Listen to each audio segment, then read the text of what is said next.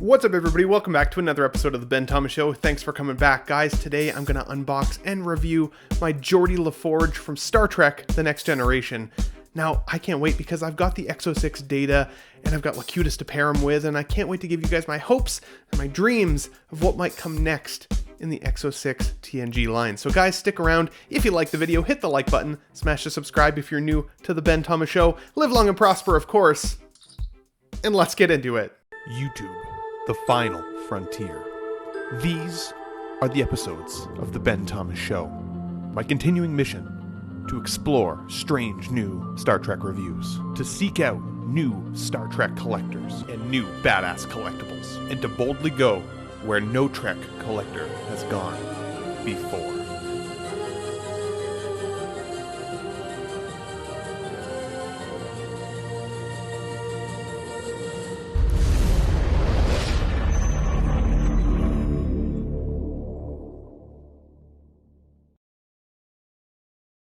Okay, everybody, welcome back. So today I've got Geordi Laforge here in front of me from Star Trek The Next Generation from Exo-6. I gotta say, I've been excited about this one. I've seen some really good blogger photos of this figure, and of course, it never hits the same until you actually have it in your own hands, right? I'd recently got the data from Star Trek The Next Generation, even though I'd already had the first contact one, and I do want to say they'd given some upgrades to that data. I think it actually looked more like Brent Spiner in the data makeup than the original figure release. Now, Deanna Troi is one that I'm still really excited for. I hope we get a Riker soon, as well as Worf. Wesley Crusher was just announced as well, which interrupted my schedule to send this video out, but it's okay. The art box here is always great from Exo-6. It's serviceable. It does what it's supposed to do, which is house the figure. And let's get this guy out here. And my first-hand impressions, man, those eyes look wildly good. I actually really like that in hand. I hope it's coming through the camera as good as it looks in my hands, as I said, because it's great. The material choice for this uniform I've been a supporter of since I got the data in my hands. I think this is pretty good as well. I really like the color choices as well. I do think that they nailed that uniform color. The comm badge looks really nice, really well painted. Very similar to the one that I was actually wearing at the beginning, if you noticed in the intro. Yeah, this is pretty sweet. Now, could the hair be a little bit better painted? Yeah, probably, especially kind of at closer inspection, and especially when I'm comparing them in my mind's eye to Hot Toys figures and in-art figures. But man, let's see if we can get this visor on this guy. It's a bit of a tight fit. It's actually a pretty good compression fit. Make sure you don't put it the wrong direction. When you take a better look at it here, you'll see that I actually had that upside down, because there's a pretty legitimate nose bridge for where it's supposed to slot around and compression fit on. This is now the correct way. If you look at it from the bottom, you'll see that it lines up with the nose, so you know you got it on the right direction. And there's no way that's going anywhere. It also looks really well painted. You can't see through it or anything. It is solid plastic on the back, and the red dots on the side, they don't light up or anything. They're just painted. Now, inside the box, this one in particular is the standard edition or the deluxe edition from Exo-6. They really got to change the naming convention.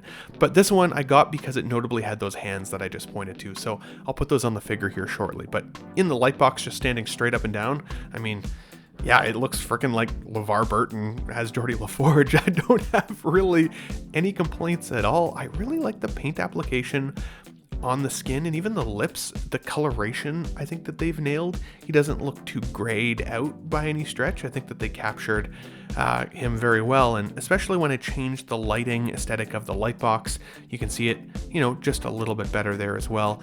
I really like the way they've made the eyes kind of opaque. I really wish in the future we could get a rolling eye system from Exo-6, but of course that would increase the price of the figure, so I don't really know if that would be totally worth it. This looks like LeVar Burton to me, though, especially a younger version of him, and I'd be happy to see him remade again for the Picard series TV show. We got the older version of Picard. I'd like to see that version of Geordi as well. I think that that would be pretty cool. Now, with regards to the actual figure accessories here, the hands, in my opinion, are standout. Look at how much lighter the palms are to the surface of the hands.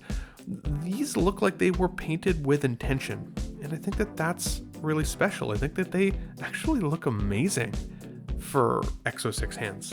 Bravo on this one. These are the clasped hands, and Geordi Laforge is just freaking notorious for doing this pose. And so I think you'll see a lot of collectors, especially who get the standard edition, rocking this. Now, in a few minutes, I'll put his hands in front of him, which is how it's supposed to be, and behind him. I don't think behind him is going to look all that natural, but I guess we can see.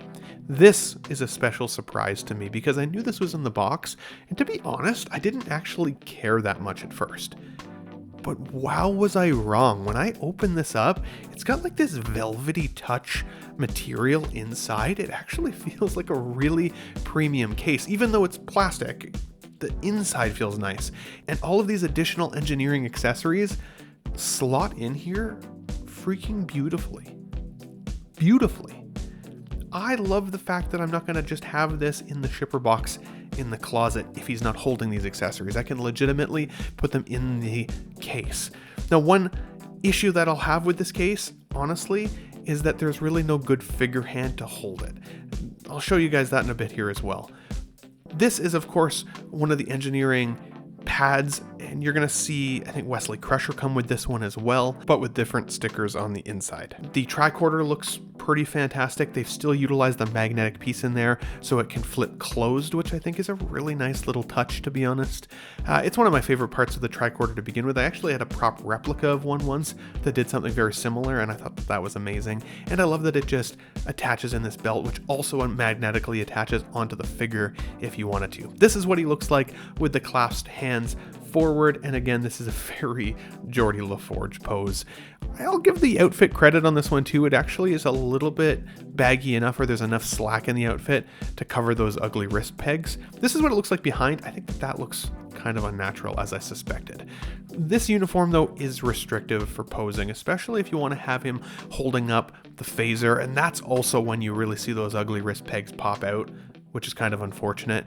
I mean, Geordi Laforge isn't a super dynamic character, though. Like, for the most part, he's going to be standing in engineering. I'd love to see an engineering table made at some point, especially so he could stand there with a Wesley Crusher and a Data. But I also really want more of the TNG line. I love some of the alien species that we haven't gotten yet. I'd love to see a Romulan, since their Ferengi Quark was so good. I'd love to see a Cardassian, not Kardashian, of course. I'd love to see more Klingons, because I really like my Krug in hand. All of them come with this Museum Archive card, but mine was a little bit warped from the box, and I'm having a hard time flattening it out.